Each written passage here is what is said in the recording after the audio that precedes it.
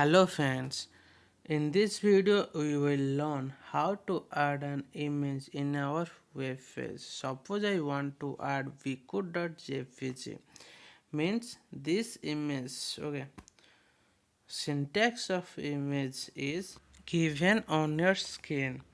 For image we have to use an img element, and this is an empty element, which means there is no closing tag, and the src attribute specify the URL of the image, means where is the image located.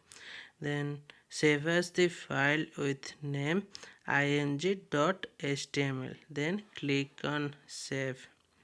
Okay, then click on it.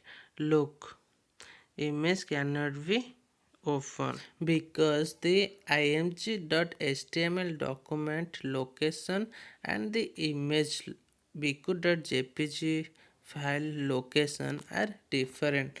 That's why the image cannot be open. As we know that they must have in same location, so we have to save as the document again in the html folder. Okay, so save as the file on html folder with name img.html, then click on save. Okay, then open html folder and click on it. Look, that image is added in face. I will see you guys in next video.